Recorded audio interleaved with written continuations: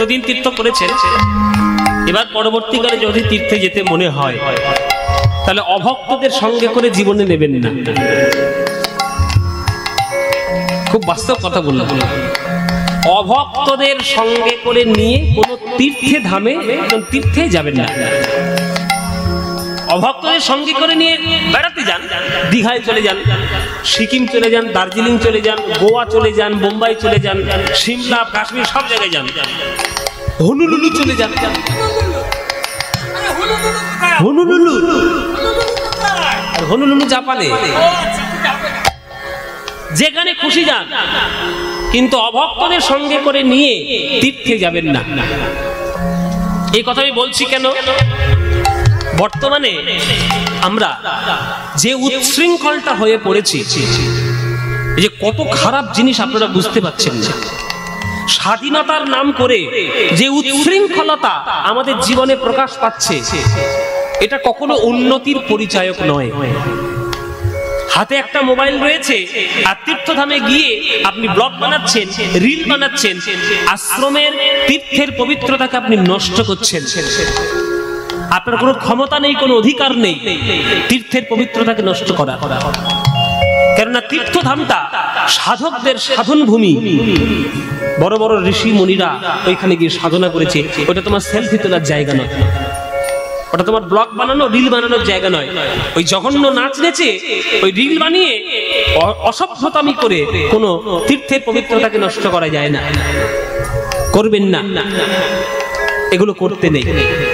অভক্তদের সঙ্গে নিয়ে তীর্থে যাবেন না, কারণ অভক্তদের সঙ্গে নিয়ে গেলেই তারা শুধু হোটেল খুঁজবে, বাথরুম খুঁজবে। তারা ভালো কাজে তাদের মন নেই। তারা তীর্থের পবিত্রতা বোঝে না, তীর্থের মহিমা বোঝে না, তীর্থের গুরুত্ব বোঝে না, অপবিত্র করবে। আপনার যদি ইচ্ছে হয় আপনি ভক্ত সঙ্গে তীর্থে যান, আপনি ভক্ত সঙ্গে তীর্থে যান। ভক্ত সঙ্গে তীর্থে গিয়ে তীর্থের পবিত্রতাকে বজায় রাখুন, তীর্থের সুন্দরতার মহিমাটিকে উপলব্ধি করুন। আর বৃন্দাবনে যদি যেতে চান, বৃন্দাবনে পা দিয়েই ধুলোটা নিয়ে আগে একটু গায়ে মেখে দেখুন। কেননা রাধা গোবিন্দের চরণ ধুলা এখনো ওই বৃন্দাবনের ধুলোর মধ্যে মাখানো রয়েছে। আপনি যদি হৃদয়ের মধ্যে প্রেম নিতে চান, ওই ধুলোটা একটু গড়াগড়ি দিয়ে অনুভব করুন। হে রাধে, হে কৃষ্ণ, হে গোবিন্দ, তোমার চরণে যেন আমার হৃদয়ের মধ্যে প্রেম উদয় হয়। ব্যাস এইটুকু প্রেম যেন লাভ হয়। স্ট্যাটাস মেনটেন করার জন্য তীর্থ করবেন না, ভক্তি অর্জন করার জন্য তীর্থ করুন। সেথায় যাবি প্রেম কুরাবি, নিজা মারে সারে নিজা নিদা নিদা বাদা মাপা নিদা বামা রেগা পা। সেথায় যাবি প্রেম কুরাবি, পাসা নিজা দা নিদা মাদা বাদা মাদা গাপা মাপা রে মাগা মাগা রে নিদা বা মারে মারে পারে সারে নিজা নে নিজা দাদা নি বানি দানি বাদা মাপা গামা পা গামা পা গামা পা। সেথায় যাবি প্রেম কুরাবি, আর রাধা কৃষ্ণের দেখতে পাবি। সেথায় যাবি প্রেম কুরাবি, রাধা কৃষ্ণের দেখতে পাবি। মায়েরা কদম তলায় ধ্বনি, কদম তলায় দাঁড়াইয়ে আছে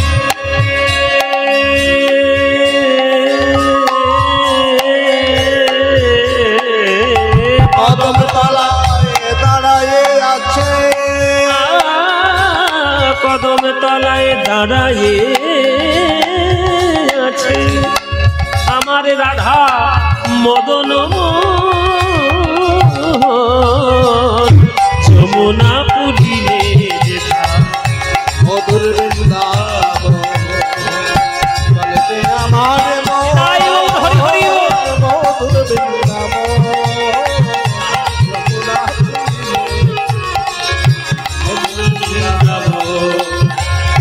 বলতে আমার মন, মধুর বৃন্দাবন যমুনা পুরিলে যেথা মধুর বৃন্দাবন মনরে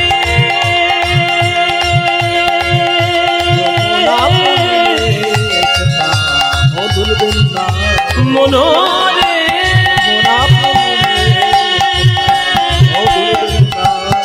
ওরে মনোরে বৃন্দাবন বৃন্দাবন বৃন্দাবন বৃন্দাবন বৃন্দাবন বৃন্দাবন বৃন্দাবন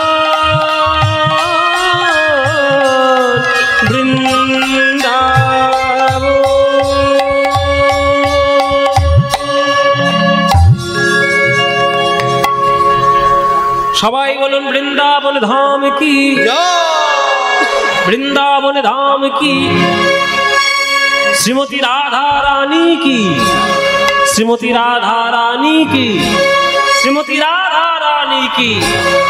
बोलो प्रेम से राधे राधे, बोलो राधे राधे, बोलो राधे राधे। আমরা বৃন্দাবনে এলাম কৃষ্ণের রূপ দেখার জন্য।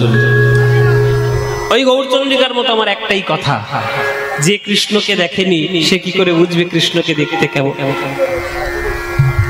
তাই কৃষ্ণকে দেখতে গেলে ওই বৈষ্ণব পদকর্তাদের পদাবলীগুলো হৃদয়ের মধ্যে একটু অনুভব করতে হবে। অনুভব করলেই তার মধ্যে আমরা কৃষ্ণের রূপকে দেখতে পাবো। চলো আজ আমার রাধা রানী,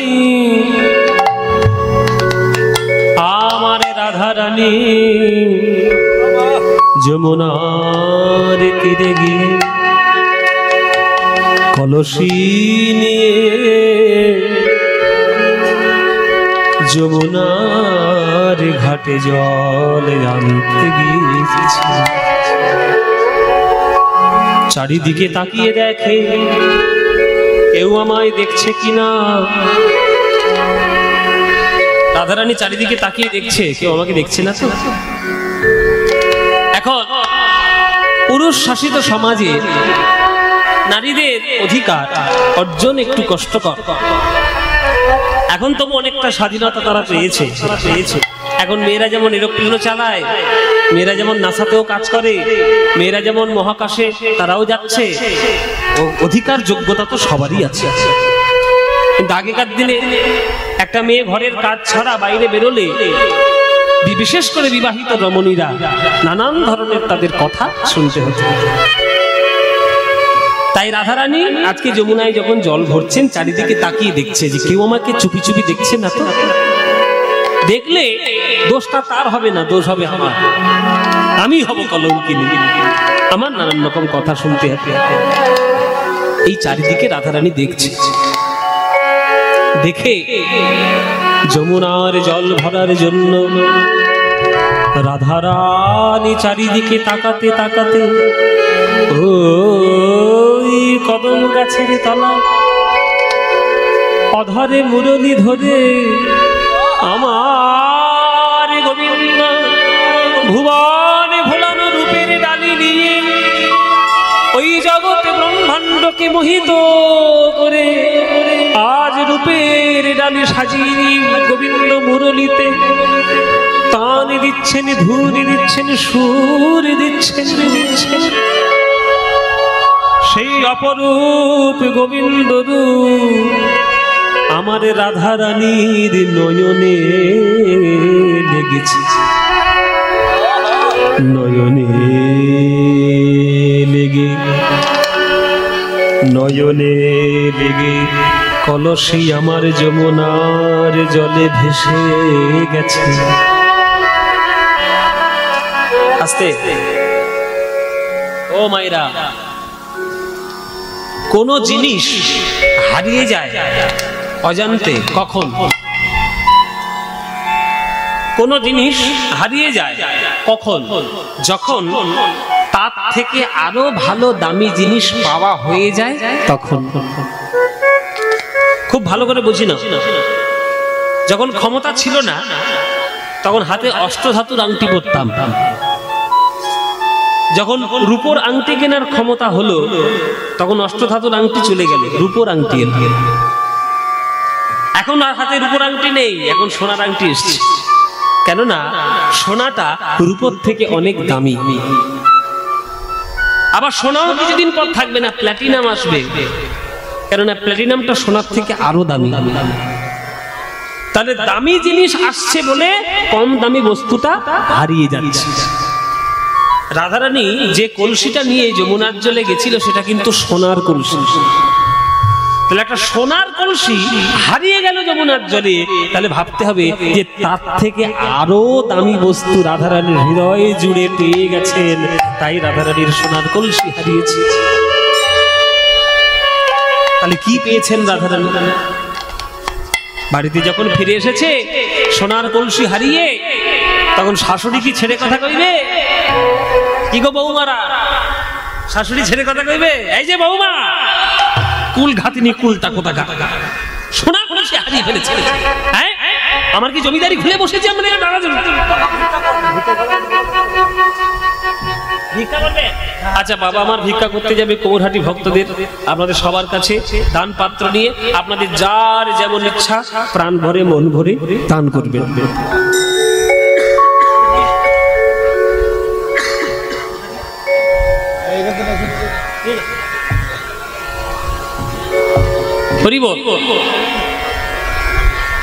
তো দামি জিনিস হারিয়ে গিয়েছে, তাই জন্য শাশুড়ি কথা শোনাচ্ছে, এই যে বৌমা আমরা কি জমিদারি খুলে বসেছি এখানে রাজার ছেলে মেয়েরা?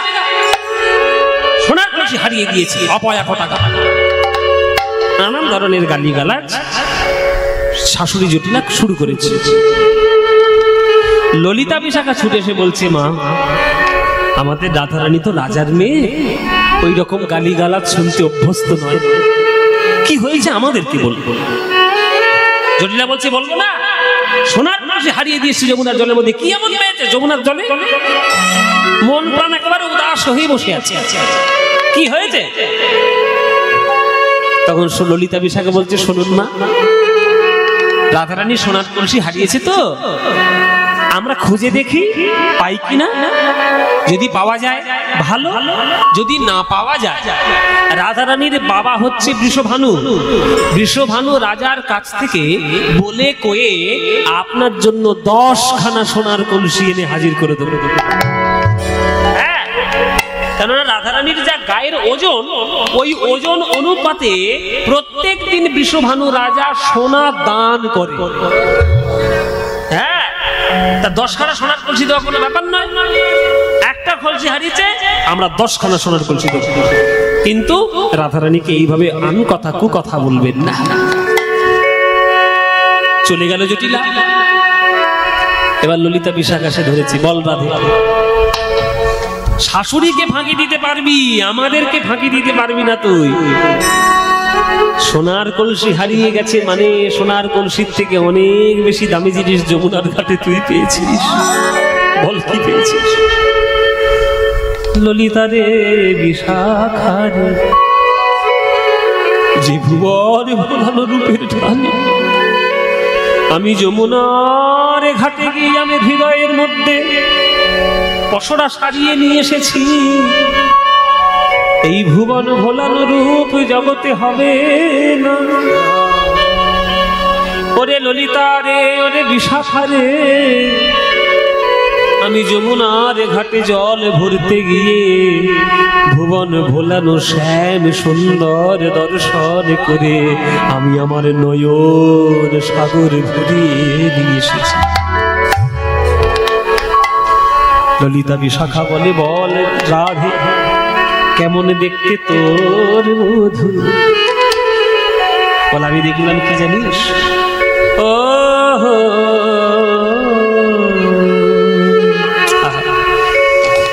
এখানে একটা পদাবলী আমার খুব প্রিয়, আমি এই জন্য আপনাদের আগেই বলেছি যে আপনাদের মুর্শিদাবাদ জেলার কীর্তন শ্রোতা খুব ভালো। আর এই মুর্শিদাবাদ জেলায় বড় বড় কীর্তনিয়া তখনকার দিনে ছিলেন, এখনো হয়তো হাতে গোনা কয়েকজন রয়েছে। কিন্তু বর্তমান কীর্তন জগৎ আগেকার থেকে তো একটু আলাদা হয়ে গেছে, সবকিছুর পরিবর্তন হয়েছে, তাদেরও পরিবর্তন হয়েছে। কিন্তু যেটা বাংলার কীর্তনের গোড়া সেটা হচ্ছে বাংলার কীর্তনের পদাবলী। আর সেই পদাবলীর রসধারা এই মুর্শিদাবাদ জেলায় প্রবলভাবে ছিল। মুর্শিদাবাদ বহুকাল ধরে অনেক কিছুতেই অনেক জায়গায় শ্রেষ্ঠ হয়ে আছে।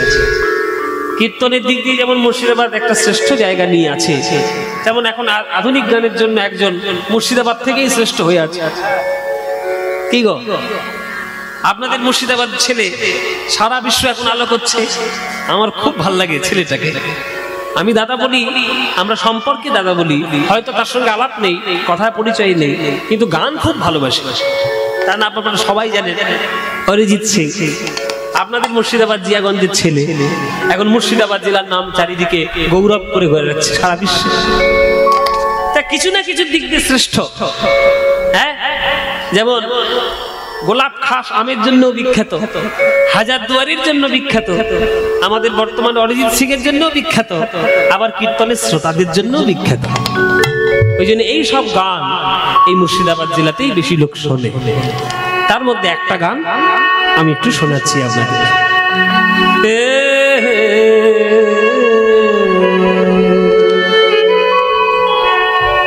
গানটি হচ্ছে গৌরী তিয়ট তালের, একটা বড় তালের গান, রূপের একটা গান। কিন্তু এই গানটা সবাই রূপের মধ্যে গায় না, খুব কম লোক গায়।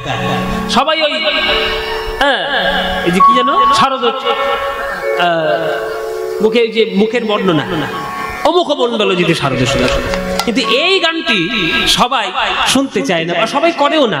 কিন্তু এই গানটি আমি শিখেছিলাম আমার কীর্তন গুরুর কাছে, কিন্তু শুনেছিলাম প্রথমে এই মুর্শিদাবাদ জেলার একজন বিখ্যাত গায়ক ছিলেন যার নাম যামিনী মুখোপাধ্যায় মহাশয়। এই যামিনী মুখার্জির শিষ্য, তার নাম হচ্ছে নীলমণি দাস। তার কাছে শুনেছিলাম, কিন্তু তার কাছে শেখা হয়নি। শিখেছি আমার গুরুর কাছে, কীর্তন গুরু যিনি আমার সুমন ভট্টাচার্য, তিনি আমার কীর্তনের গুরু, তার কাছে গানটি শিখেছি। গৌরী তিয়ট তালে, একটা বড় বিলম্বিত তালের গান আমাদের শোনায়।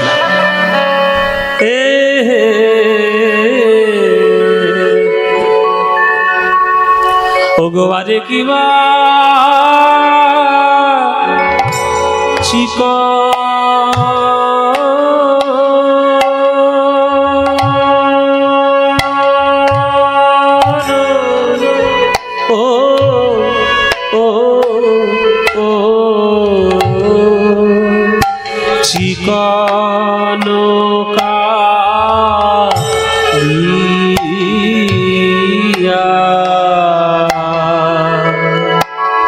কালিয়ার চিকন কালিয়ার মরবে লাগি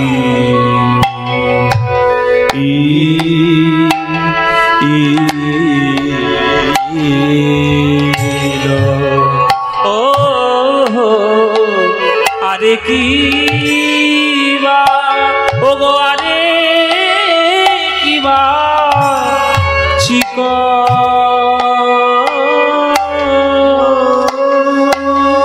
সখীরে তারা বুঝি ভালো করে, তারা বুঝি ভালো করে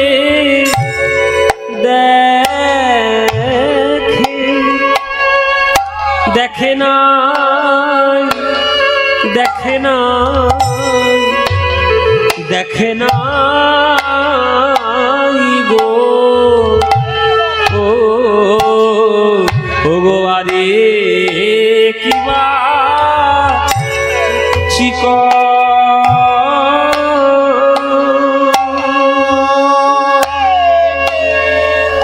সখীরে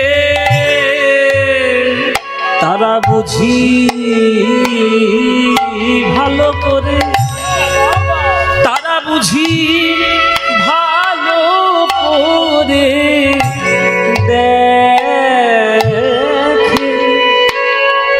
দেখে না, দেখে না, দেখে না, তারা দেখে না গো, কারা দেখে না? ও গো যারা কৃষ্ণ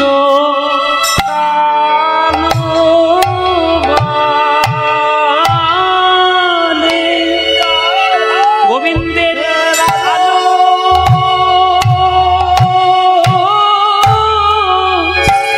ও গো আলো করার যারা কালো বলে গোবিন্দের আলো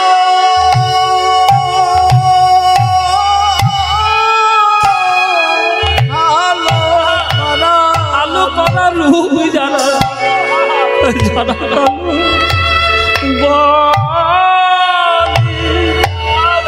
গোবিন্দের আলো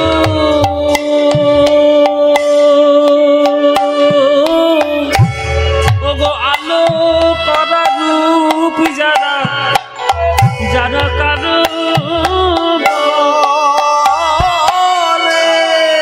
গোবিন্দের আলো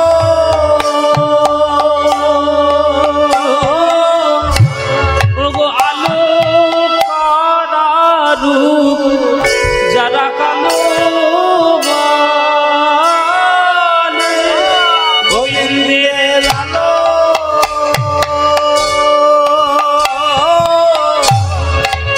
আলো বিরাট বড় গান এটা দেখুন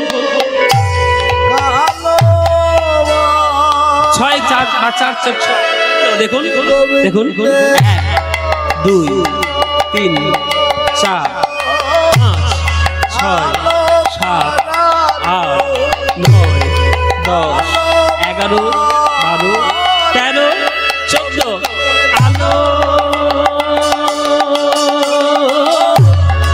আলো করা রূপ যারা কালো বলে গোবিন্দের আলো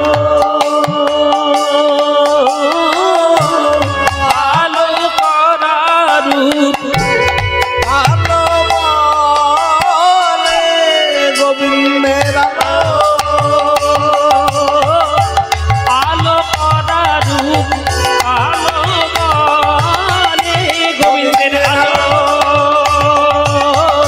আলো করা রূপ আলো বলে গোবিন্দের আলো আলো করা রূপ আলো বলে গোবিন্দের আলো আলো করা রূপ আলো বলে আলো আলো করা রূপ আলো বলে আলো করা রূপ আলো বলে আলো আলো করা রূপ কালো বলে আলো আলো করা রূপ কালো বলে এ আলো আলো করা রূপ কালো বলে আলো আলো করা রূপ কালো বলে আলো আলো করা রূপ কালো বলে আলো আলো করা রূপ কালো বলে আলো আলো করা রূপ কালো বলে আলো আলো করা রূপ কালো বলে আলো করা রূপ আলো বলে আলো আলো করা রূপ কালো বলে গোবিন্দের ভালো করে দেখে না আরে কিবা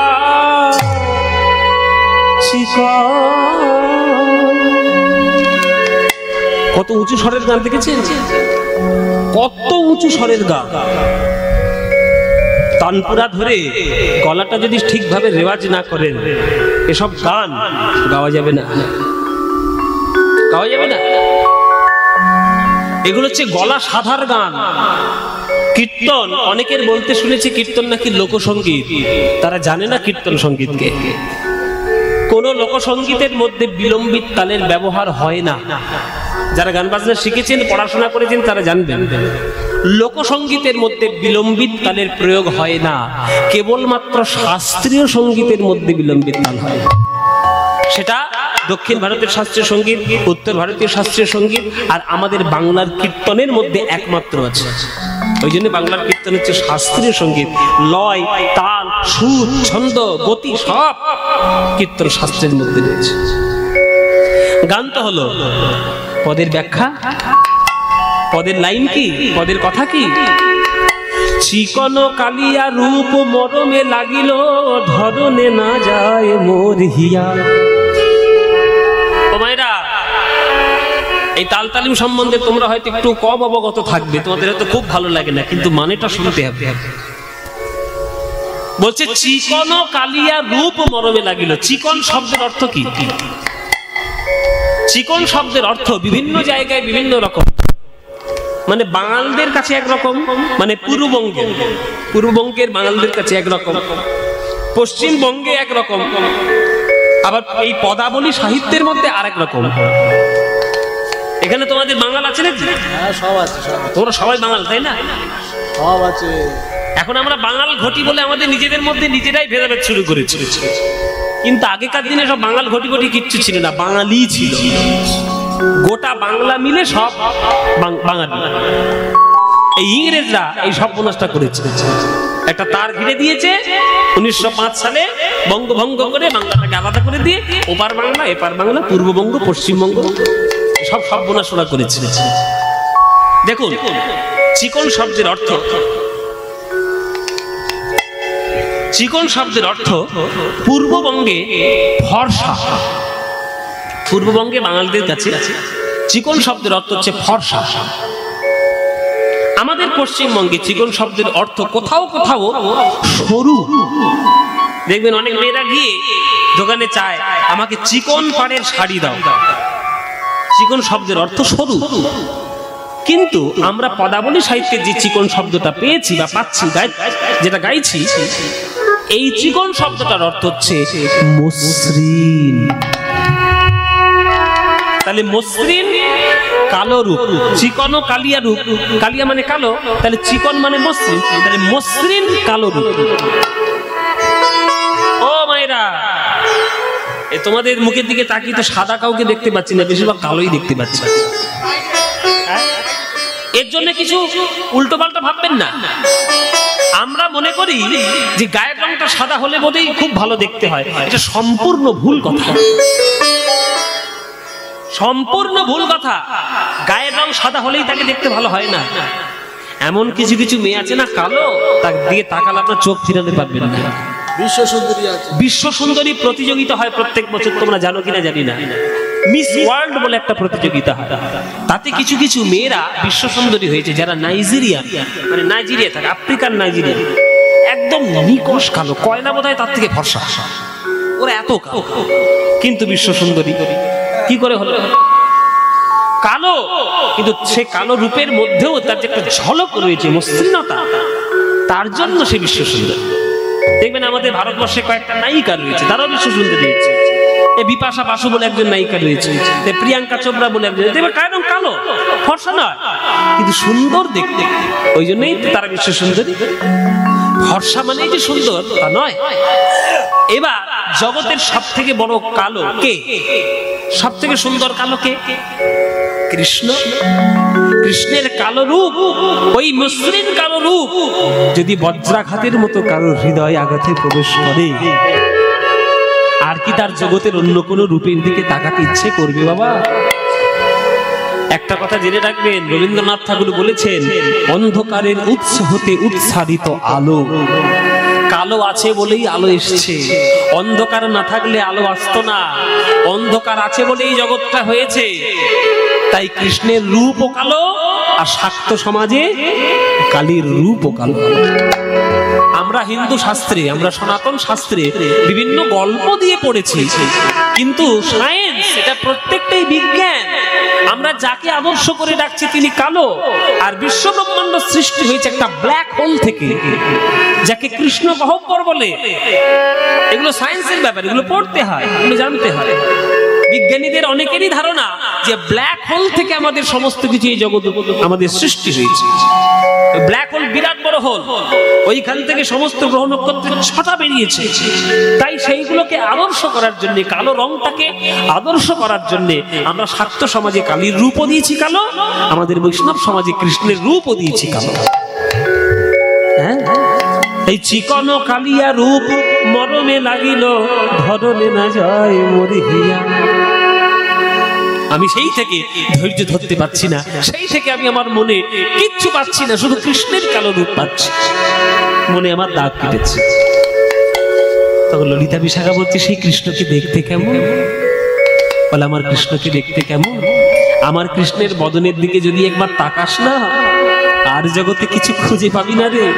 বলে কিরকম? বলে দেখ, কত চাঁদনী মারিয়া বধূর মুখখানি মাঝি আছে গো, কত চাঁদনী মারিয়া বধূর মুখখানি মাঝি আছে গো, কত চাঁদনী মারিয়া বধূর মুখখানি মাঝি আছে গো, কত চাঁদনী মারিয়া বধূর মুখখানি মাঝি আছে গো, না জানি তাই কত সুধা দিয়া, কত সুধা দিয়া, ও কি আহারে না জানি তাই কত সুধা দিয়া, কত সুধা দিয়া।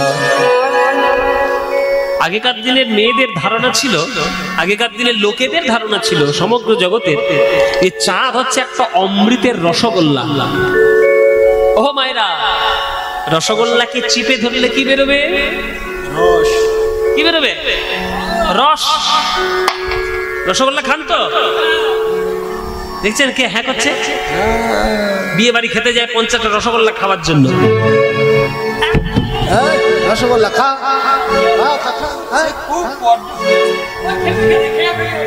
তাহলে রসগোল্লা চিপলে কি, চিপে রসগোল্লা চিপে ধরলে কি বেরোবে? রস। আগেকার দিনে লোকেদের ধারণা ছিল চাঁদকে যদি চিপে ধরা যায় তাহলে চাঁদ থেকে অমৃতের বিন্দু পড়বে। আর রাধারানী বলছেন জগতে যত চাঁদ আছে সব চাঁদকে নিংড়ে নিয়ে তার অমৃত বিন্দু দিয়ে যেন আমার গোবিন্দের মুখমণ্ডলটি মার্জনা করা হয়েছে, মাজা হয়েছে, তাই এত অপরূপ গোবিন্দের মুখমণ্ডল লাগছে। কত চাঁদ নিঙারিয়া বধুর মুখখানি মাঝি আছে গো, না জানি তার কত সুধা দিয়া, কত সুধা দিয়া, ও কি আহারে না জানি তার কত সুধা দিয়া, কত সুধা দিয়া। আমার গোবিন্দের মুখমণ্ডল, সেই মুখমণ্ডলটাই যেন কোটি কোটি চাঁদের রূপ, চাঁদের অমৃত বিন্দু দিয়ে আমার বধুর মুখমণ্ডল তৈরি হয়েছে। সেই মুখমণ্ডলের মধ্যে সব থেকে সুন্দর জায়গা কোনটা? একটা মন্দিরের মধ্যে যেমন গুরুত্বপূর্ণ জায়গা হলো তার গর্ভগৃহ, তেমনি গোবিন্দের বদনের মধ্যে গুরুত্বপূর্ণ স্থান কোথায়? অধরের দুটি কুল জিনিয়া বাঁধুলি ফুল, অধরের দুটি কুল জিনিয়া বাঁধুলি ফুল, অধরের দুটি কুল জিনিয়া বাঁধুলি ফুল, অধরের দুটি কুল জিনিয়া বাঁধুলি ফুল, হাসি খানি তাহাতে মিশায়, হাসি খানি তাহাতে মিশায়। মায়েরা, অধর কাকে বলে? অধর কাকে বলে? যদি বলতে না পারো কালকে থেকে লিপস্টিক পরা বন্ধ করে দেবো, বলে দিলাম। কর্তার পকেট থেকে পয়সা চুরি করে শুধু লিপস্টিক কেনা, হ্যাঁ? অধর বলতে পারবে না। অধর বলতে কটা ঠোঁট? দুটো ঠোঁট। বলে দুটো ঠোঁট। তো দুটো ঠোঁটের মধ্যে কোনটা অধর? উপরেরটা। মায়েরাটা বেলেট আছে, বেলেট কেটে দিয়ে উপরের ঠোঁটটা। ও মায়েরা শুনে নাও, আমাদের যে ঠোঁটের যে দুটো পাপড়ি, এই উপরের পাপড়িটার নাম হচ্ছে ওষ্ঠ, আর নিচের ঠোঁটটার নাম হচ্ছে অধর। এবার তোমরা যেখানেই গোবিন্দের ছবি দেখবে, মূর্তি দেখবে, তোমরা নিশ্চয়ই জানো গোবিন্দ যখন বাঁশিটা ধরেন, বাঁশিটা কোন ঠোঁটে ধরেন? উপরের ঠোঁটে না নিচের ঠোঁটে? হ্যাঁ, উপরে না নিচে? নিচে। তাহলে নিচের ঠোঁটে যখন বাঁশিটা ধরে, তাহলে নিচের ঠোঁটটাই সব থেকে গুরুত্বপূর্ণ জায়গা। ওইখান থেকেই তো অধরামৃত সুধা পাওয়া যায়, ওইখান থেকেই তো সঙ্গীতের জন্ম হয়, ওইখান থেকেই তো 6 রাগ 36 রাগের জন্ম হয়, ওই অধরের কোণেই তো ভুবন ভোলানো মুখের হাসি লেগে রয়েছে। তাই বদনের মধ্যে সব থেকে সুন্দর জায়গা হলো অধরের দুটি কুল জিনিয়া মাধুরী ফুল, অধরের দুটি কুল জিনিয়া মাধুরী ফুল, হাসি খানি তাহাতে মিশায়, হাসি খানি তাহাতে মিশায়, হাসি খানি তাহাতে মিশায়, হাসি খালি তাহাতে মিশায়। হরি বল হরি বল হরি বল। এই সুরটা যে কি মজা, কি আনন্দ এই সুর। আপনারা শুনে কি মজা পাচ্ছেন আমি জানি না, কিন্তু গেয়ে আমরা যা মজা পাই এই মজা আমি কোথাও বলতে পারবো না। অধরের দুটি কুল জিনিয়া মাধুরী ফুল, হাসি খানি তাহাতে মিশায়, হাসি খানি তাহাতে মিশায়। ওই নবীন মেঘের পরে বিজরি প্রকাশ করে, নবীন মেঘের পরে বিজলি প্রকাশ করে, নবীন মেঘের পরে বিজরি প্রকাশ করে, নবীন মেঘের পরে বিজলি প্রকাশ করে। জাতিকুল মজাইল তাই, জাতিকুল মজাইল তাই, আমার জাতিকুল মজাইল তাই, জাতিকুল মজাইল মায়েরা। এই যে গোবিন্দের অধরামৃত মানে গোবিন্দের ঠোঁট, মাঝে মাঝে তিনি যখন মুচকি হাসছেন ওই ঠোঁটের মাঝখান থেকে দাঁতের শোভাটা দেখা যাচ্ছে। আকাশের ভেতর থেকে, মেঘের ভেতর থেকে যেমন বিদ্যুৎ উঠলে যেমন ঝকঝক ঝকঝক করে ওঠে, তেমনি গোবিন্দের মুখের মাঝখান থেকে যখন ওই দাঁত, মুক্তের মতো দাঁত, উজ্জ্বল দাঁত যখন হাসির সময় বেরিয়ে আসছে, যেন মনে হচ্ছে মেঘের থেকে বিদ্যুতের ছটা এসে ভক্তদের হৃদয়কে আলোকিত করছে।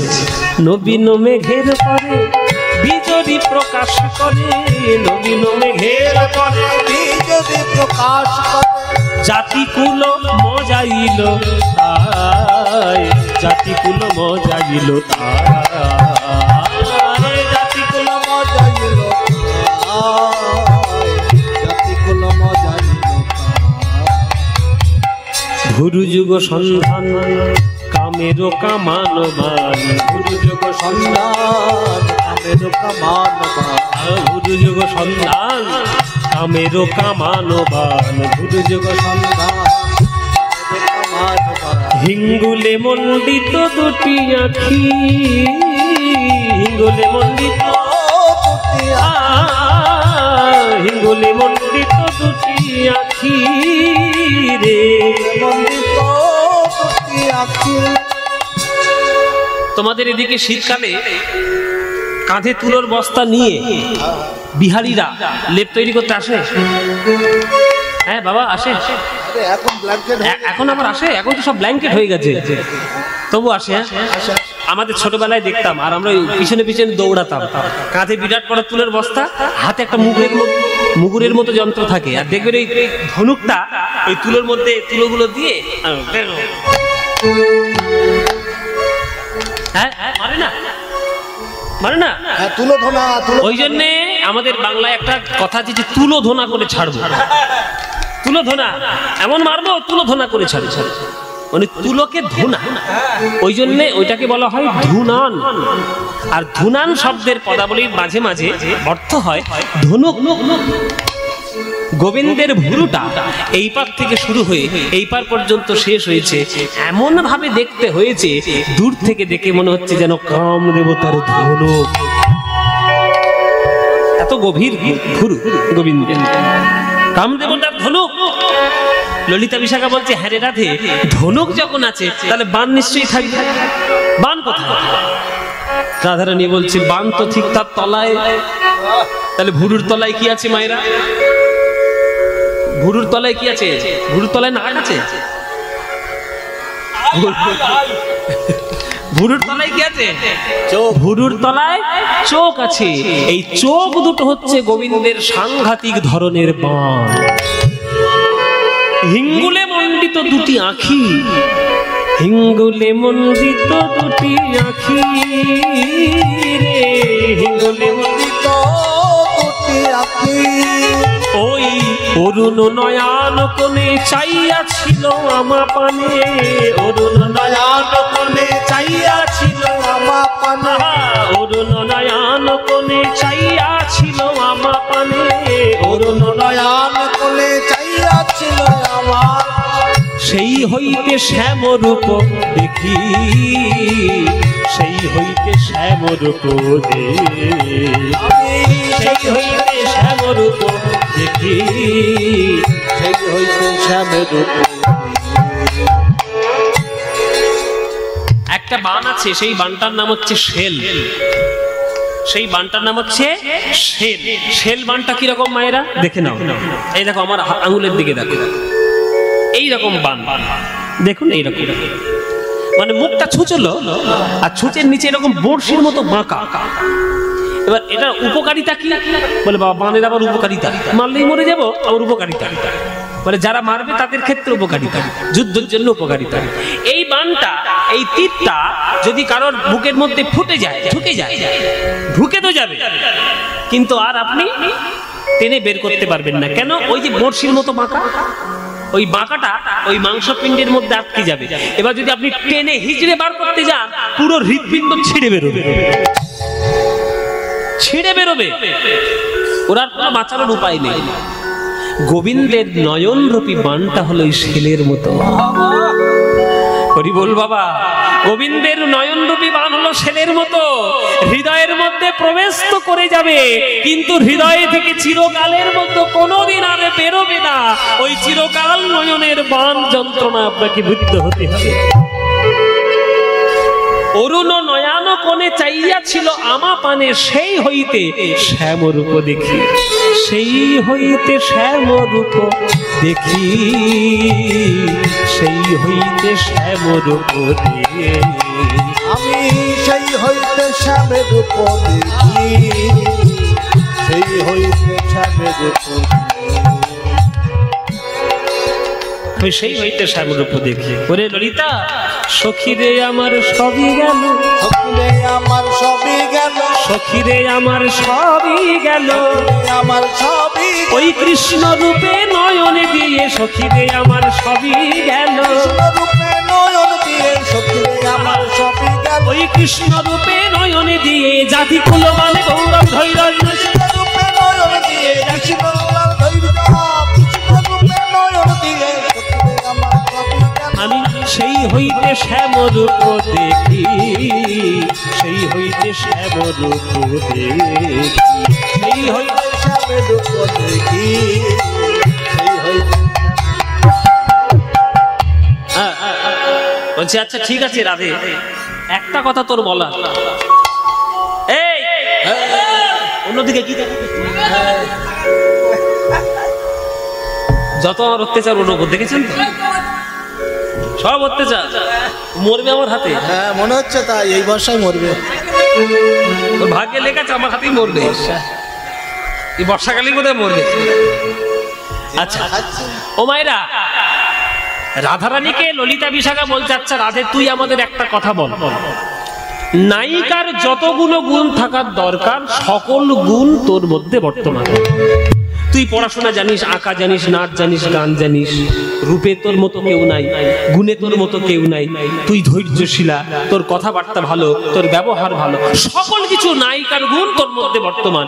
তাহলে তুই এত বড় একটা নায়িকার গুণমণি হয়ে, তুই নায়িকার শিরোমণি হয়ে একটা রাখাল ছেলের প্রেমে পড়ে গেলি, তোর লজ্জাও করলো না? কোথায় একটা গরু চারানো রাখাল? দেখবেন বাবা, আপনারা যা সব সিনেমা দেখেছেন, বেশিরভাগ ক্ষেত্রে সিনেমায় দেখানো হয় নায়ক বড় লোক, নায়িকা গরিব লোক, নইলে নায়িকা বড় লোক, নায়ক গরিব লোক, এরকম দেখানো হয়। এবার সেই যখন বাড়ির লোকেরা বলছে তোর এত বড় সাহস, এত বড় টাকার মালিকের ছেলে হয়ে তুই একটা ওই গরিব ঘরের মেয়ের সঙ্গে প্রেম করে দিল, একদম না, তোর বিয়ে দেবো না। এইরকম সিনেমায় আমরা চিরকাল দেখে এসেছি।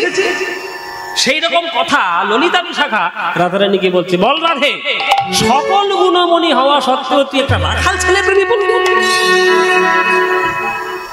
তোর এই সর্বনেশে কাণ্ডটা কখন থেকে ঘটলো রাধা?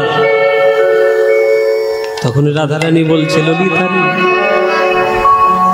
প্রেম যখন করেছি, ভালোবাসায় যখন পড়েছি, আর গোবিন্দ প্রেমে যখন মুজেছি, আর তো ফিরে আসার রাস্তা নাই, কি করে ফিরবো? তাই পড়েছি যখন ভালো করেই ডুবে মরি, এই ফিরে আসার রাস্তা তো নাই রাধে। ওরে ললিতা রে, ওরে বিশাখা রে, আমার এই সর্বনেশে কাণ্ডটা কখন থেকে ঘটলো জানিস? যমুনার জল হইতে উঠিয়া আসিতে পথে, যমুনার জল হইতে উঠিয়া আসির পথে, যমুনার জল হইতে উঠিয়া আসিতে পথে, যমুনার জল হইতে উঠিয়া আসির পথে। দেখুন সুরটা, গানের সুরটা কত অপূর্ব সুর।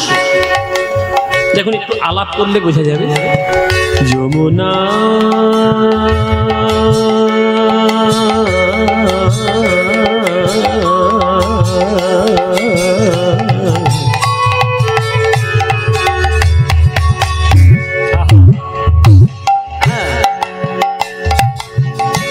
যমুনা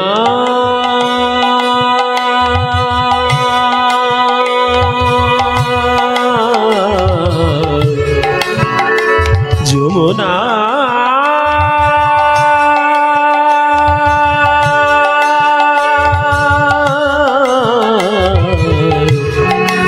যমুনা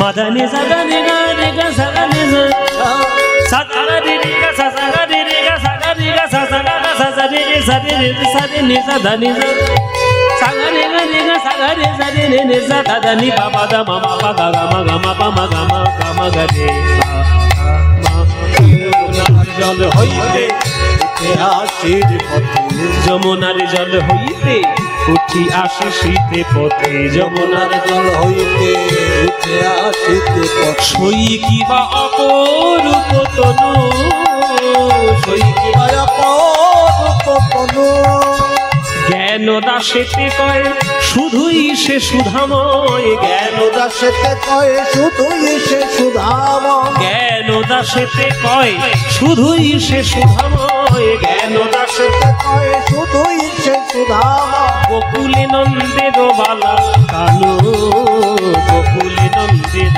বালা কানু, আমার গোকুল নন্দের বালা কানু, গোকুল নন্দের বালা।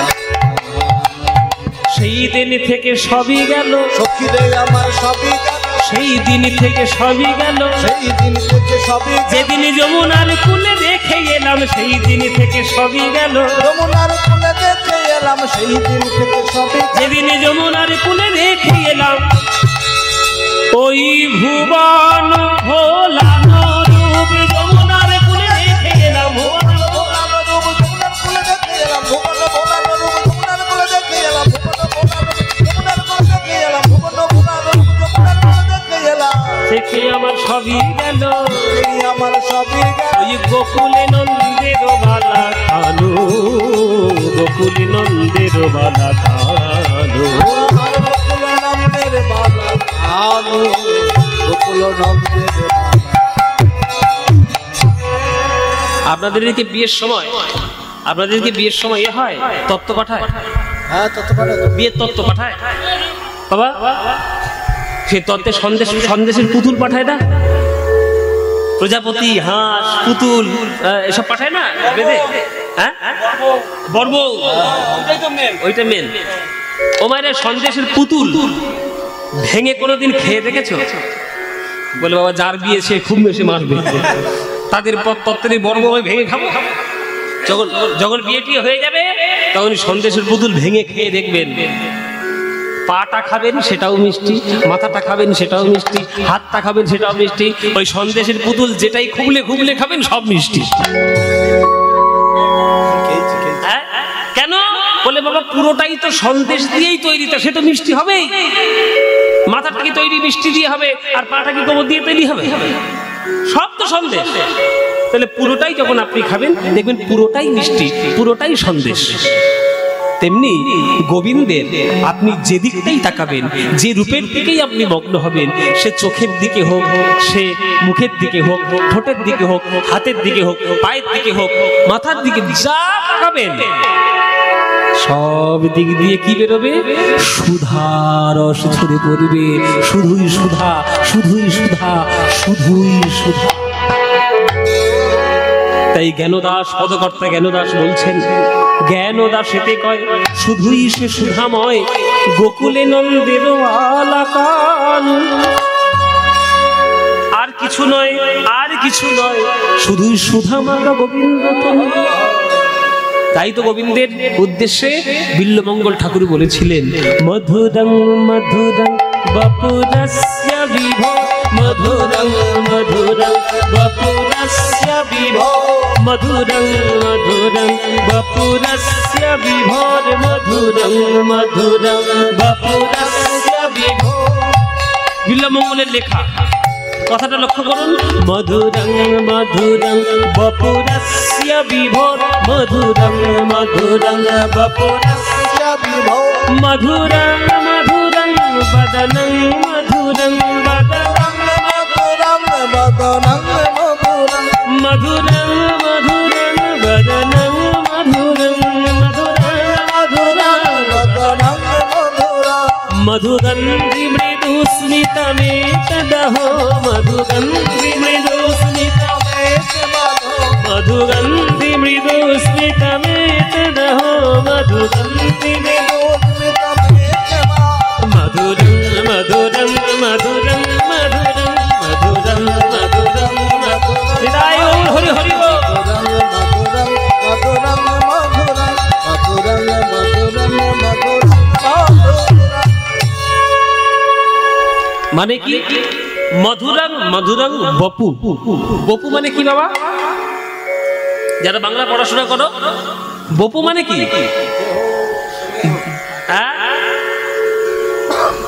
এরা বাংলা টাংলা পড়ে না বোধ হয়, সব হিন্দি পড়তে শুরু করেছে। বপু মানে কি? বপু মানে দেহ, শরীর, কায়া, তনু। বপু একটা প্রতিশব্দ। বপু মানে দেহ, কলেবর। এই বপু গোবিন্দের ক্ষেত্রে দেখুন বিল্লমঙ্গল দুবার বলছে, মধুরং মধুরং বপু। ভক্তরা জিজ্ঞেস করছে দুবার বললেন কেন? মধুরং দেহটা দুবার মধুর বললেন কেন? বিল্লমঙ্গল ঠাকুর বলছে, যার নামেই এত মধু, ঘরে থাকতে দেয় না, টেনে টেনে কীর্তনের আসরে নিয়ে আসে, তার দেহটাকে বর্ণনা করার সময় একবারও মধু বললে কি মনের স্বাদ মেটে গো? তাই দুবার মধু। আর সেই দেহর মধ্যে সব থেকে সুন্দর জায়গা কোনটা? মুখ। তাই মধুরং মধুরং বদনং মধুরং। বদনটা বর্ণনা করার সময় তিনবার মধু। আর সেই মধুর মুখের মধ্যে সব থেকে সুন্দর জায়গা কোনটা? বলে ওই অধর। তাই অধর সুধাটা মধুগন্ধি মৃদু স্মিতমেতদহ, যেখান থেকে সুন্দর মিষ্টি মুখের মধু হাসি পাওয়া যায়, ওই মধুর মিষ্টি হাসিটা, ওই জন্যে অধরকে বর্ণনা করার সময় বিল্লমঙ্গল ঠাকুর মধুরং মধুরং মধুরং মধুরং চারবার মধু। তাহলে যে গোবিন্দ রূপের ডালি সাজিয়ে নিয়ে আজ বৃন্দাবনকে প্রভাব করেছে, গোপীদের মন হরেছে, ভক্তদের মন গলিয়েছে, সেই গোবিন্দ যখন কুরুক্ষেত্রের মাঠে অর্জুনকে বিশ্বরূপ দেখিয়েছিলেন, সেটাও কিন্তু একটা রূপ। ও মায়েরা, গোবিন্দ যখন মাটি খেয়েছিল, যশোদা বলল মুখ খোল, তখন মুখের মধ্যে কি দেখেছিল? বিশ্ব ব্রহ্মাণ্ড। মা যশোমতী তো বাৎসল্যময়ী, গোবিন্দের মুখের মধ্যে ব্রহ্মাণ্ড দেখে ভয় পেয়ে গেল। ছেলের আমার মনে হয় ভূতে ধরেছে, ছেলের বোধহয় কিছু অমঙ্গল হবে, তাই ছুটে গিয়ে শিব ঠাকুরের মন্দিরে গিয়ে প্রার্থনা করলাম, আমার গোপালকে ভালো করে দাও, চিন্তা দূর করে দাও। ওই জন্য সেই মহাদেবটার নাম হচ্ছে চিন্তাহরণ মহাদেব, বৃন্দাবনে আছে চিন্তাহরণ মহাদেব। মা যশোমতী ভয় পেয়ে গেল প্রেমের জ্বালায়, ভালোবাসার ভয়। আর অর্জুনকে যখন বিশ্বরূপ দেখিয়েছে তখন অর্জুন তো সহ্যই করতে পারলো না, হে প্রভু তাড়াতাড়ি ওই রূপটা বন্ধ করো, আমার সর্বনাশ হয়ে যাবে, মরেই যাবো বোধ হয় দেখতে। কেননা গোবিন্দের যে বিশ্বরূপটা ওটা অর্জুন সহ্যই করতে পারেনি, চোখে দেখতেই পারেনি। বিরাট বড় রূপ, সমগ্র বিশ্ব ব্রহ্মাণ্ড গোবিন্দের অঙ্গে। তাহলে একই গোবিন্দ, একই কৃষ্ণ বৃন্দাবনে প্রেমের রূপ দেখান, কুরুক্ষেত্রের মাঠে বিশ্বরূপ দেখান। আপনি যতই বলুন এই জগৎটা তার হাতের খেলা।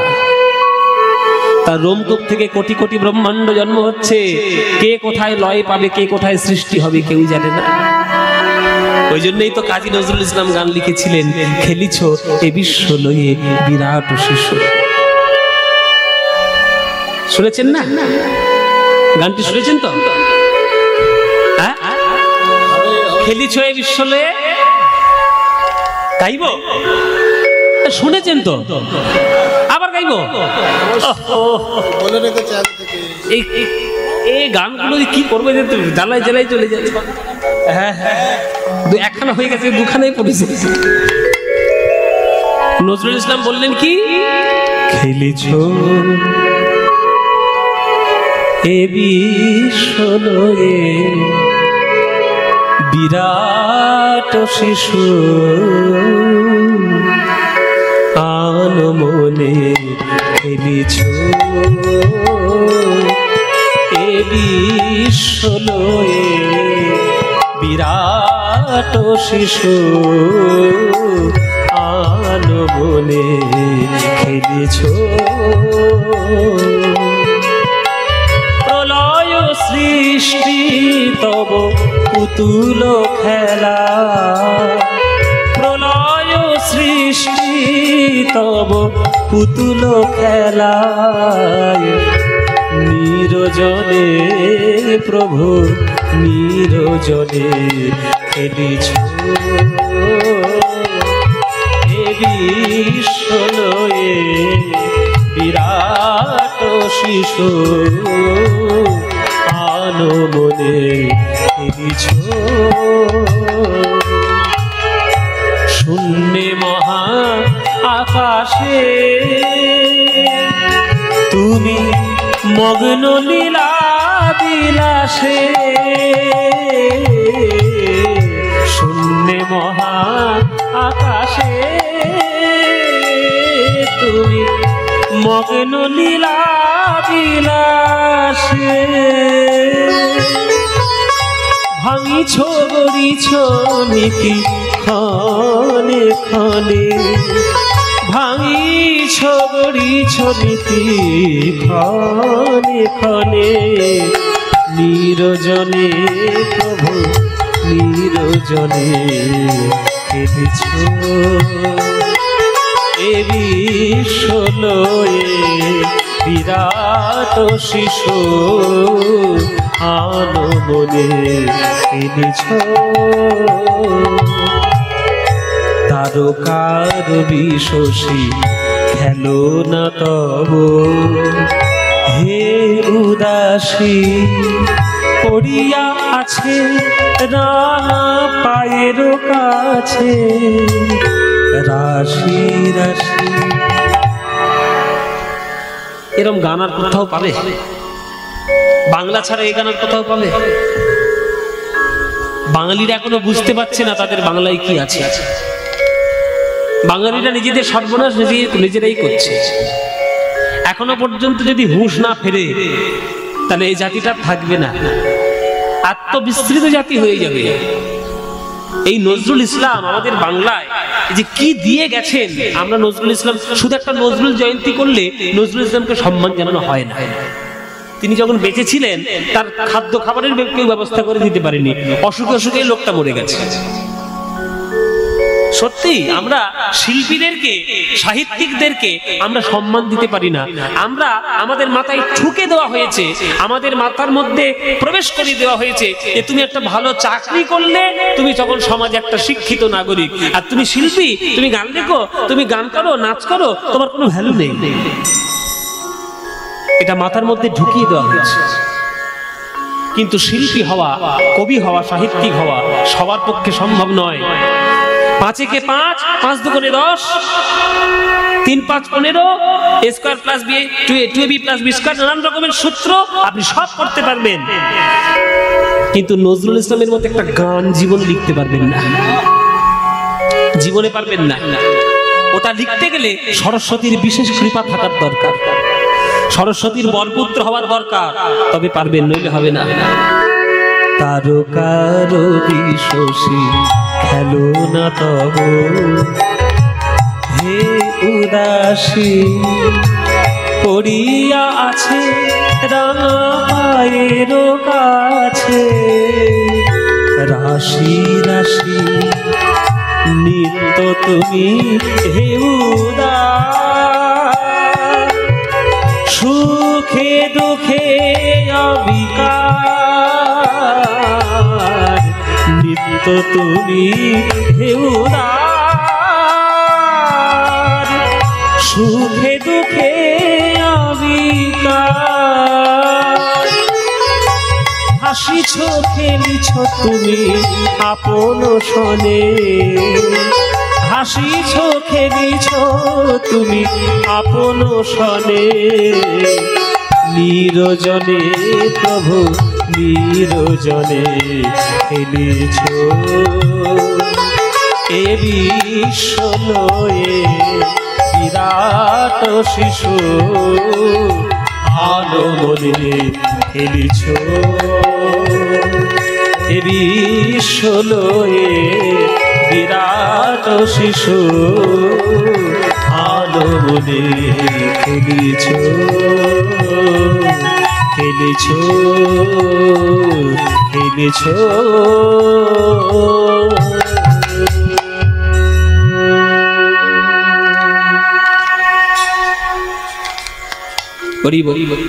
নজরুল ইসলামের চরণে প্রণাম জানাবেন সবাই, সবাই প্রণাম জানাবেন নজরুল ইসলামের চরণে। নজরুল ইসলাম আমাদের বাংলায় কি দিয়েছেন, তার জীবনীটা পড়বেন, তার রচনাগুলোকে পড়বেন, তবে জানতে পারবেন। নজরুল ইসলাম তার নাম ধরে তাকে বিচার করবেন না, তিনি ইসলাম না তার নাম নজরুল না তার নাম কাজী, এসব নিয়ে বিচার করবেন না। চণ্ডীদাস ঠাকুর একটা সার কথা বলে দিয়ে গেছে, চণ্ডীদাস ঠাকুর, যে শোনো রে মানুষ ভাই, সবার উপরে মানুষ সত্য, তাহার উপরে না। আপনি আগে মানুষই হতে পারলেন না, আপনার দাড়ি রেখেও লাভ নেই, আপনার মাথায় শিখা রেখেও লাভ নেই, কপালে তিলক দিয়েও লাভ নেই, টুপি পরেও লাভ নেই। আগে মানুষ হন, মানুষ হন, মনুষ্যত্ব আপনি আগে ধারণ করুন, তারপরে আপনি ও জাত নিয়ে কথা বলতে আসবেন। পৃথিবীতে একটাই জাত আছে, সেটা মানুষ জাত, না হিন্দু, না মুসলিম, না বৌদ্ধ, না খ্রিস্টান, না যেসব কিচ্ছু নেই। সবগুলো হয়েছে আমাদের স্বার্থ সিদ্ধি করার জন্য, আর কিচ্ছু না, সব স্বার্থ সিদ্ধি। নিজেদের দল পাকাবো, নিজেদের দল পাকিয়ে অজগৎ অশান্তি করব, এই হচ্ছে মূল উদ্দেশ্য। মানুষের মধ্যে এরকম ভেদাভেদ কখনো হতেই পারে না, কোনোদিন ছিল না, এখনো নেই। তাই নজরুল ইসলাম তার একটা উজ্জ্বলতম প্রমাণ। নজরুল ইসলাম গোবিন্দ আমার মাধবী লতার কুঞ্জ থেকে ওই রাধা রাধা বলে বাঁশি বাজিয়ে দিয়েছে। তখন রাধারানী বলে, ললিতা রে বিশাখা রে, যে গোবিন্দের রূপে পাগল হয়েছি, সে দেখ ওই কুঞ্জের মধ্যে থেকে রাধা বলে আমার নামে বাঁশি বাজাচ্ছে। ওরে তোরা বাজে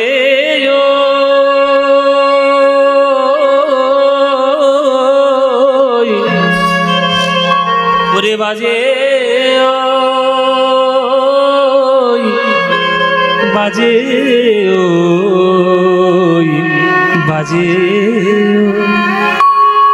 শোনো রে শোন মোহন মুরলী কুঞ্জে বাজে ওই মোহন মুরলী কুঞ্জে বাজে ও মোহন মুরলী কুঞ্জে বাজে ওই মোহন মুরলী কুঞ্জে বাজে ও বাজে ওই বাজে ওই উলুধ্বনি বাজে ও বাজে ও বাজে ও বাজে ও বাজে ও বাজে ও মোহন মুরলী কুঞ্জে বাজে ওই মোহন মুরলী কুঞ্জে বাজে ও তোদের বাজে কানের কাছে আমার বাজে প্রাণের মাঝে বাজে কানের কাছে আমার বাজে প্রাণের মাঝে ওরে তোদের বাজে কানের কাছে আমার বাজে প্রাণের মাঝে বাজে কানের কাছে আমার বাজে প্রাণের মাঝে দিলাম গোবিন্দের দোহাই রাম গোবিন্দের দোহা দিলাম গোবিন্দের দোহাই রাম গোবিন্দের দোহা যাবি কি না যাবি তোরা বল সই যাবি কি না যাবি তোরা বল সই মোহন মুরলী কুঞ্জে বাজে ওই মোহন মুরলী কুঞ্জে বাজে ওই মোহন মুরলী কুঞ্জে বাজে ও মায়েরা তোমরা যাবে নাকি এই কে কে যাবে কে কে যাবে একটু রাধারানীর সঙ্গে কি গো যাবেন নাকি ধরে যাও কে কে যেতে চাও যারা যারা যেতে চাও উলুধ্বনিটা ভালো করে দাও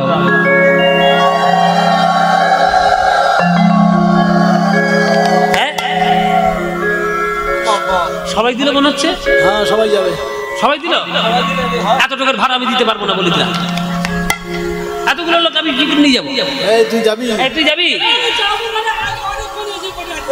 বাবা দুপুর দুটো থেকে বসে আছে যাবে বলে এই এই নাথে তুই গোবিন্দ দর্শনে যাবি তো বলে হ্যাঁ যাবো বলে তুই যাবি তো চল বলে তাহলে চল চল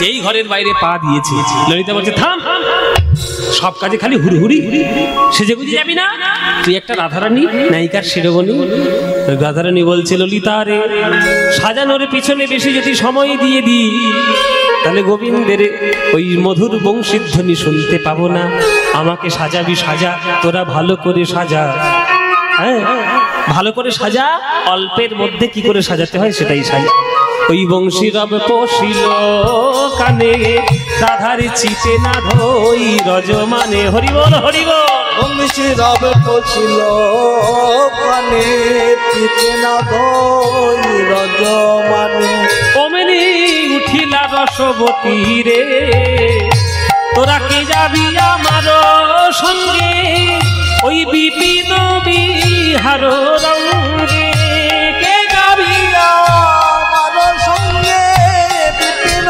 বিহার রঙ্গে কে যাবি আমার সঙ্গে বিপিন বিহার ওরে ভেটিবারে গোকুলের পতি রে ভেটিবারে গোকুলের পতি পরে ললিতা বলে ওগো রাধে তোমায় সাজাইব মন সাধে ললিতা বলে ও রাধে সাজাইব মন সাধে একলা যাইবা কেন ধনী আরে আমরা তোমার সঙ্গে যাব আর সখীগণের সঙ্গে লব আমরা তোমার সঙ্গে যাব সখী জনে সঙ্গে লাভ যেতে হবে তাহা মোরা জানি আজ রাইকে সাজাইছে ভালো দেখো লবঙ্গ মালতির মালে রাইকে সাজাইতে ভালে লবঙ্গ মালতি মালে চন্দনের বিন্দু দিলা ভালে রে চন্দনের বিন্দু দিলা ভালে চন্দ্রের বিন্দু দিলা ভালে রে চন্দ্র চন্দনের বিন্দু দিলাম। আর উপরে বিরক্ত করছে তো, উপরে সিন্দুরা বিন্দু, দেখে মনে হয় রবি কোলে যেন ইন্দু। পরে সিন্দুর বিন্দু রবি কোলে যেন ইন্দু। হেরি সবে নিমিক হতে দিল, হেরি সবে নিমিক হতে দিল। হেরি সবে নিমিক হতে দিল গো, হেরি সবে নিমিক হতে দিল। মায়েরা রাধারানীর গলায় দিলে একটা মালতী ফুলের মালা, কপালে দিলে একটা চন্দনের ফোঁটা, তার উপরে দিল সিঁদুরের ফোঁটা। সিঁদুরটা দেখে মনে হচ্ছে যেন সূর্য, চন্দনটা দেখে মনে হচ্ছে যেন চাঁদ। রাধারানীর কপাল যদি আকাশ হয়, আকাশে সূর্য যেন চাঁদকে কোলে করে নিয়ে যেন রাধারানীর কপালে উদয় হয়েছে। রাধারানীর কপালে সূর্য চাঁদ একত্রিত হয়েছে, দেখে মনে হয় যোগে লেগেছে রে, যোগে লেগেছে রে, যোগে লেগেছে রে, যোগে লেগেছে রে। ওই রাই কপালে পুষ্পবন্তের যোগে লেগেছে রে, রাই কপালে পুষ্পবন্তের যোগে লেগেছে রে, রাই কপালে পুষ্পবন্তের যোগে লেগেছে রে, রাই কপালে পুষ্পবন্তের যোগে লেগেছে রে। ওই শোভার বলিহারি রাই যোগে লেগেছে রে, শোভার বলিহারি রাই যোগে লেগেছে রে। ওই সূর্য আর চন্দ্রের শোভার বলিহারি রাই, সূর্য চন্দ্রের শোভার বলিহারি রাই, সূর্য আর চন্দ্রের শোভার বলিহারি রাই, সূর্য আর চন্দ্রের শোভার বলিহারি রাই, সূর্য আর চন্দ্রের শোভার বলিহারি রাই, সূর্য আর চন্দ্রের যোগে লেগেছে রে। উপরে সিন্দুর বিন্দু রবি কোলে যেন ইন্দু, হেরি সবে নিমিক হতে দিল গো, হেরি সবে নিমিক হতে দিল। রাই ধ্বনি ভূষণ পরে মনোহরের মনোহরে, ধৈর্য ধরিবা কিবা আনে গো। গোবিন্দ দাসেতে কয় এ তো তুলনা নাহি কহায়, গোবিন্দ দাসেতে কয় তুলনা নাহি কহায়। আকাশের চাঁদ যেন নামিয়াছে ভূমে রে, চাঁদ যেন নামিয়াছে ভূমে, চাঁদ যেন নামিয়াছে ভূমে রে, চাঁদ যেন নামিয়াছে ভূমে। ও মায়েরা, হাতের 10টা নখ 10টা চাঁদ, হাত পায়ের 10টা নখ 10টা চাঁদ, রাধারানীর কপালেও চন্দনের ফোঁটা, সেটাও একটা চাঁদ। তাহলে টোটাল কটা চাঁদ? টোটাল কটা চাঁদ হলো? 21টা। আকাশে একটাই চাঁদ আছে, তাতেই এত আলো। আকাশে যদি 21খানা চাঁদ ওঠে, তখন কি আর চাঁদ বলা যাবে বাবা? তখন চাঁদ বলা যাবে না। যেন চাঁদের মালা চলেছে, মালা চলে, যেন চাঁদের মালা চলেছে, মালা চলেছে, এ তো বিশ্বভানু মালা নয়, চাঁদের মালা চলেছে, বিশ্বভানু মালা নয়, চাঁদের মালা চলেছে, বিশ্বভানু মালা নয়, চাঁদের মালা চলেছে, বিশ্বভানু মালা নয়, চাঁদের মালা চলেছে। ও তার হাতে চাঁদে পায়ে চাঁদে, চাঁদের মালা চলেছে, হাতে চাঁদে পায়ে চাঁদে, চাঁদের মালা চলেছে, হাতে চাঁদে পায়ে চাঁদে, কপালে চন্দন চাঁদে, হাতে চাঁদে পায়ে চাঁদে, কপালে চন্দন চাঁদে, হাতে চাঁদে পায়ে চাঁদে, কপালে চন্দন চাঁদে, হাতে চাঁদে পায়ে চাঁদে, কপালে চন্দন চাঁদে, হাতে চাঁদে পায়ে চাঁদে, কপালে চন্দন চাঁদ, চাঁদের মালা চলেছে। চাঁদ যেন নামিয়াছে ভূমে, চাঁদ যেন নামিয়াছে ভূমে। আরে আকাশের চাঁদ যেন নামিয়াছে ভূমে। বলে মায়ের উপাসনা না করলে তো শক্তিমানকে পাবি না, শক্তির উপাসনা না করলে শক্তিমানকে পাওয়া যায় না।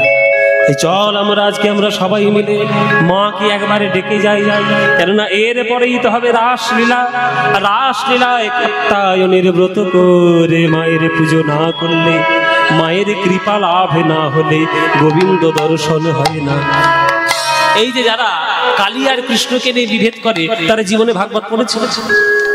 জীবনে ভাগবত পড়েনি। কালী আর কৃষ্ণ বিভেদ। আরে তোমরা কি গোপীদের থেকেও বিরাট বড় ভক্ত নাকি? গোপীরা কৃষ্ণকে পাওয়ার জন্য 1 মাস ধরে কাত্যায়নী ব্রত করেছিল বৃন্দাবনে।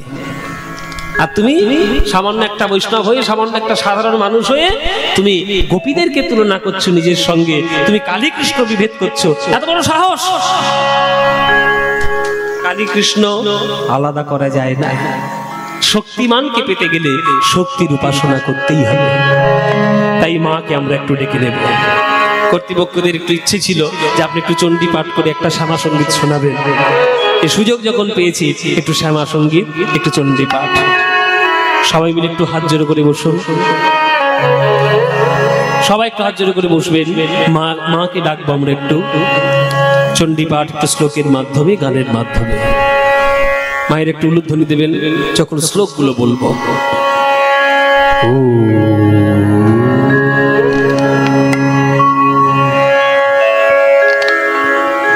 ত্বং স্বাহা ত্বং স্বধা ত্বং হি বষটকার স্বরাত্মিকা সুধাতমক্ষরে নেত্রী রূঢ়া মাত্রাত্মিকা স্থিতা अर्धमात्रा स्थिता नित्या यानुच्चर्या विशेषतः त्वयैव धार्यते सर्वं त्वयि तत्सृज्यते जगत् त्वयि तत्पाल्यते देवी त्वमत्सन्ति च सर्वदा विसृष्टसृष्टिरूपा त्वं स्थितिरूपाकपालने तथा संभृतिरूपान्ते जगतस्य जगन्मये महाविद्या महामाया महामेधा महाश्रुतिः महामोहा भवती महादेवी महाशूरी प्रकृतिस्त्वमि गुणस्य सर्वत्र विभाविनी कालरात्रि महारात्रि अहोरात्रिश्च दारुणा त्वं ह्रीं त्वमीश्वरी त्वं ह्रीं त्वं बुद्धिर्वदलक्षणा लज्जा पुष्टि तथा पुष्टि त्वं शान्ति कान्तिरेव च खड्गिनी शूलिनी घोरा गदिनी चक्रुणी तथा शङ्खुनी चापिनी भूषणी परिखायुधा सौम सौम्य तराशेष सौम्यभ्यस्तति सुन्दरी परापर्ण परमा त्वमेव परमेश्वरी ओम सर्वमङ्गलमाङ्गल्ये शिवे सर्वार्थ साधिके शरण्ये त्र्यम्बके गौरी नारायणी नमस्तुते सृष्टि स्थिति विनाशाय शक्तिभूते साधनि गुणाश्रये नारायणी नमस्तुते।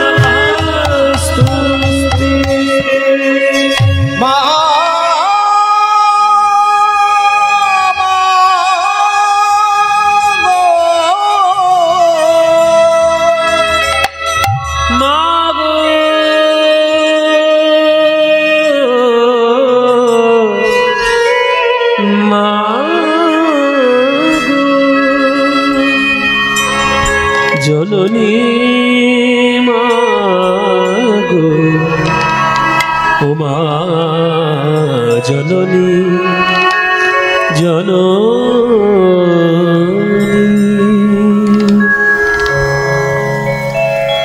মিছেই ভ্রম ভূমণ্ডলে ওগো ভুলো না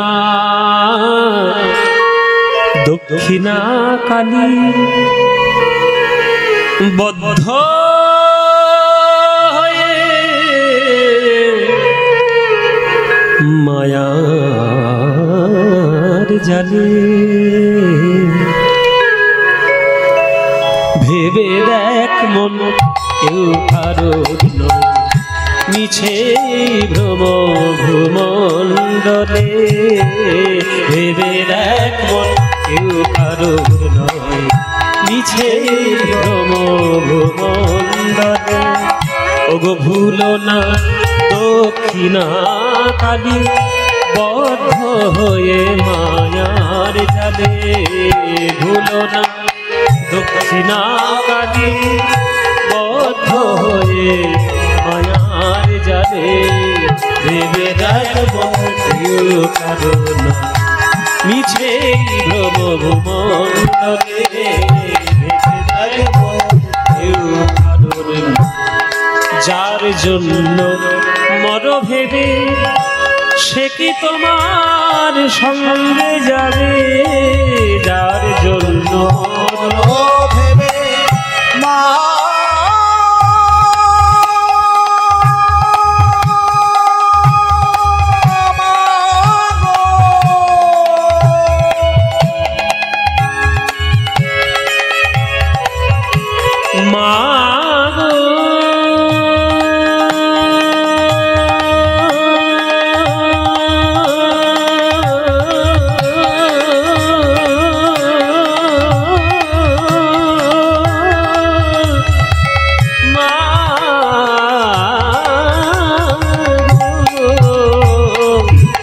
যার জন্য মরো ভেবে সে কি তোমার সঙ্গে যাবে যার জন্য সে কি তোমার সঙ্গে যাবে সেই প্রেয়সী দিবে ছড়া অমঙ্গল হবে বলে সেই প্রেয়সী দিবে ছড়া মঙ্গল হবে বলে ভেবে দেখ মন কারোর নয়ে মিছে ভ্রম ভূমণ্ডলে ভেবে দেখ মন কারোর নয়ে মিছে ভ্রম ভূমণ্ডলে ভেবে দেখ মন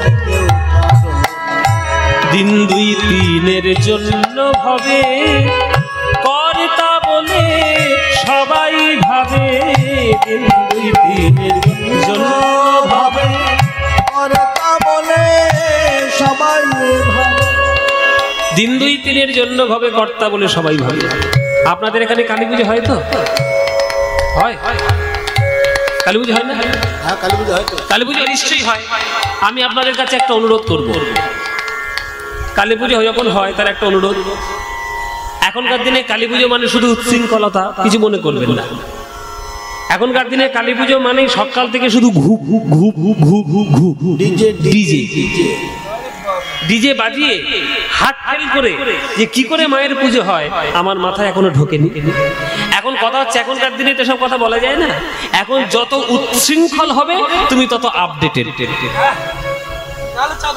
নইলে চাঁদা দেবো না ডিজে যদি আনতে পারো 50 টাকার বদলে 500 দেবো আর ডিজে বন্ধ করলে 5টা টাকাও দেবো না এই যদি মানসিকতা হয় পুজো না করার থেকে না করাই ভালো করবেন না এরকম পুজো ওই রকম পুজো মা আপনাদের কাছ থেকে চায় না লোক দেখানো লোক ঠকানো পুজো করে কোনো লাভ নেই গ্রামের মঙ্গল যদি চান সত্যিকারের পুজোটা সত্যি করেই করুন শাস্ত্র মেনে রীতি মেনে নিয়ম মেনে পুজো করার যতটুকু যা কিছু আছে সবকিছু মেনে করুন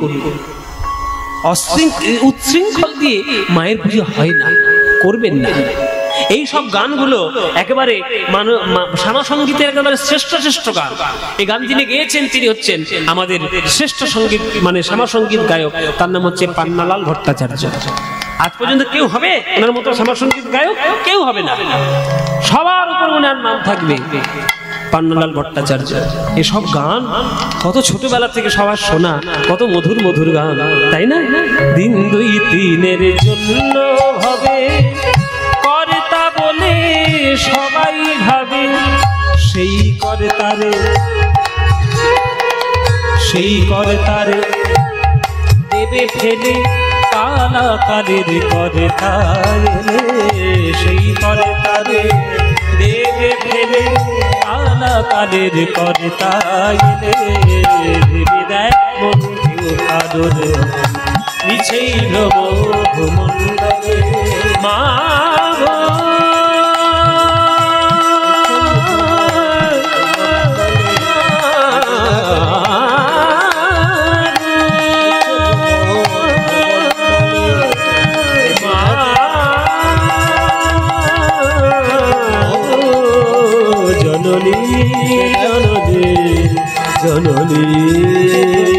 জননী মা